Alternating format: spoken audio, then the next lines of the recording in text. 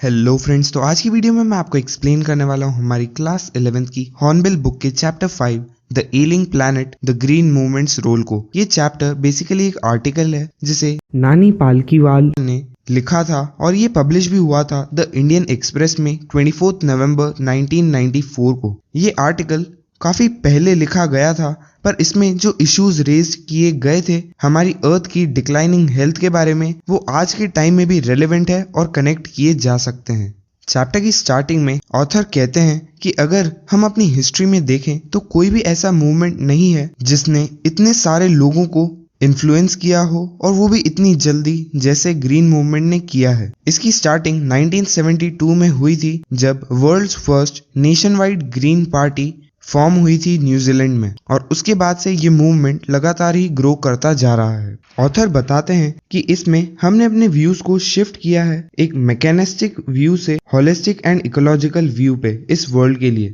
इसका मतलब है कि पहले जैसे कि जब इंडस्ट्रियल एज का टाइम था तब प्रोड्यूसर ज्यादा से ज्यादा रिसोर्सेज को एक्सप्लॉइट कर अपना प्रोडक्शन करते थे, जिनसे हमारी इन्वायरमेंट को काफी हार्म पहुंचता था और वो हमारी अर्थ को भी प्रोटेक्ट करने के लिए कोई ध्यान नहीं देते थे। पर अब हम एक होलिस्टिक और इकोलॉजिकल व्यू पे शिफ्ट हो रहे हैं जिसमें हम ध्यान रखते हैं कि हम इन्वायरमेंट को कोई नुकसान नहीं पहुंचाए और सारी चीजें एज ए बैलेंस वे में ग्रो करनी चाहिए। और ऑथर ये भी बताते हैं कि ये शिफ्ट हमारे ह्यूमन परसेप्शन में इतना रिवॉल्यूशनरी था, जैसे कि जब कोपरनिकस ने 16th सेंचुरी में मैनकाइंड को समझाया था कि जो अर्थ है और दूसरे प्लैनेट्स हैं वो सन के अराउंड रिवॉल्व करते हैं। इस मूवमेंट के कारण पहली बार ह्यूमन हिस्ट्री में एक वर्ल्ड वाइड कॉन्शियसनेस ग्रो कर रही है कि अर्थ भी एक लिविंग ऑर्गेनिज्म है और हम इस ऑर्गेनिज्म के पार्ट हैं, और इस ऑर्गेनिज्म के खुद की नीड्स हैं और कुछ वाइटल प्रोसेसेस हैं जिसे हमें रिस्पेक्ट करना चाहिए और प्रिजर्व करना चाहिए, क्योंकि हम भी इसके ही एक पार्ट हैं। और अगर हम इसे रिस्पेक्ट और प्रिजर्व नहीं करेंगे तो आखिरी में इसका बैड इफेक्ट हम पर भी आएगा। इसके बाद ऑथर ये भी बताते हैं कि जो अर्थ वाइटल साइंस है, मतलब जो अर्थ हमें साइन देती है दूसरी चीजों के द्वारा, उससे हमें ये भी पता चलता है कि जो हमारी अर्थ है उसकी कंडीशन एक पेशेंट की तरह है जिसकी हेल्थ लगातार डिक्लाइन होती जा रही है। और इसी के कारण हमें भी रियलाइज होने लगा है हमारे एथिकल ऑब्लिगेशंस, यानी जो सही चीजें हैं जो हमें फॉलो करनी चाहिए, कि हमें इस प्लैनेट को अच्छे से मैनेज करना चाहिए और हम ही रिस्पॉन्सिबल हैं अपनी फ्यूचर जनरेशंस को इस प्लैनेट को अच्छे से हैंड ओवर करने के लिए। और इसी के बाद ऑथर बताते हैं कि वर्ल्ड कमीशन ने एनवायरनमेंट और डेवलपमेंट के लिए एक कॉन्सेप्ट को इंट्रोड्यूस किया था जो था सस्टेनेबल डेवलपमेंट, और इसे इन्होंने काफी पॉपुलराइज किया था 1987 में। इसका मतलब था development that meets the needs of the present without compromising the ability of future generations to meet their needs. मतलब हमें अपना ग्रोथ और डेवलपमेंट कुछ इस तरीके से करना चाहिए कि हम अभी अपनी सारी नीड्स को भी फुलफिल कर सकें, पर साथ ही में हम इन चीजों को करते हुए अपने रिसोर्सेज को इतना ज्यादा भी यूज न कर लें कि हमारी फ्यूचर जनरेशंस की नीड पूरी नहीं हो पाए। और हमें सिर्फ उतने ही रिसोर्सेज यूज करने चाहिए ताकि हमारी प्रेजेंट नीड्स भी पूरी हो जाए और हमारी फ्यूचर जनरेशंस को भी कॉम्प्रोमाइज न करना पड़े अपनी नीड्स को पूरा करने के लिए। इसके बाद ऑथर बताते हैं कि एक जू है लस्का ज़ाम्बिया में, जहां पर एक केज है और वहां पर एक नोटिस लिखा होता है जो था the world's most dangerous animal, और उस केज के अंदर एक मिरर पड़ा था और कोई एनिमल नहीं था, और उस मिरर में हमें अपनी ही इमेज दिखती है। ऑथर कहते हैं कि इस तरीके की एजेंसीज बहुत सारी कंट्रीज में है जो अवेयरनेस लाना चाहती है लोगों में कि अब जो मोस्ट डेंजरस एनिमल है, जो सबसे ज्यादा खतरनाक है हमारी अर्थ के लिए इस टाइम पर, वो हम ह्यूमंस ही हैं। और हमें डोमिनेटिंग तरीके से नहीं रहना चाहिए बल्कि हमें एक पार्टनरशिप में रहना चाहिए। मतलब हमें सारे रिसोर्सेज को डोमिनेट नहीं करना चाहिए बल्कि हमें अपने अर्थ के साथ पार्टनरशिप में रहना चाहिए जितने प्रॉपरली हम रिसोर्सेज को यूज कर सकें, और साथ ही में हमें अपनी अर्थ की एनवायरनमेंट को भी प्रोटेक्ट करना चाहिए।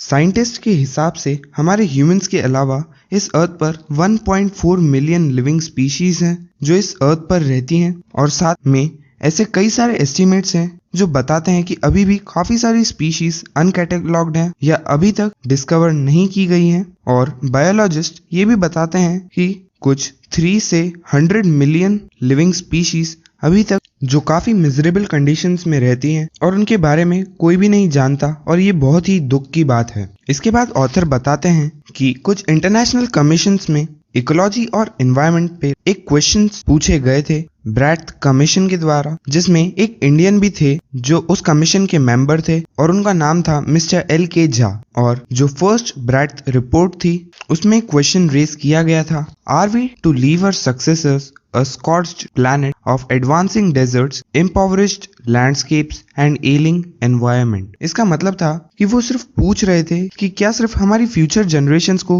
हम एक ड्राइड प्लैनेट देने वाले हैं जिसमें सिर्फ डेजर्ट्स होंगे, यूज्ड अप लैंडस्केप्स होंगे और काफी बुरी कंडीशन में एनवायरनमेंट होगी। और इसके बाद मिस्टर लेस्टर आर ब्राउन ने अपनी बुक में द ग्लोबल इकोनॉमिक प्रोस्पेक्ट्स में पॉइंट आउट किया था कि अर्थ के 4 प्रिंसिपल बायोलॉजिकल सिस्टम्स है, फिशरीज, फॉरेस्ट, ग्रासलैंड्स और क्रॉपलैंड्स, और ये चारों ही फाउंडेशन है हमारे ग्लोबल इकोनॉमिक सिस्टम की। और ये बायोलॉजिकल सिस्टम्स हमें सिर्फ फूड ही प्रोवाइड नहीं करते हैं, पर वर्चुअली ये सारे रॉ मटेरियल्स हमारी इंडस्ट्रीज के सिर्फ मिनरल्स और पेट्रोलियम बेस्ड सिंथेटिक्स को छोड़कर सारे रॉ मटेरियल्स वर्चुअली हमें इन्हीं बायोलॉजिकल सिस्टम से मिलते हैं। पर इनके लार्ज एरियाज को ह्यूमंस ने इतना ज्यादा यूज अप कर लिया है कि अब ये एक अनसस्टेनेबल लेवल पर पहुंच चुके हैं और इनकी प्रोडक्टिविटी अब काफी कम हो गई है। और जब ऐसा होता है तब फिशरीज कोलैप्स हो जाती है, फॉरेस्ट डिसअपियर होने लगते हैं, ग्रासलैंड्स बैरन वेस्टलैंड्स में कन्वर्ट होने लगते हैं और क्रॉपलैंड्स डिटोरिएट हो जाते हैं, मतलब उनकी प्रोडक्टिविटी काफी डिक्रीज हो जाती है। और ऐसा तब होता है क्योंकि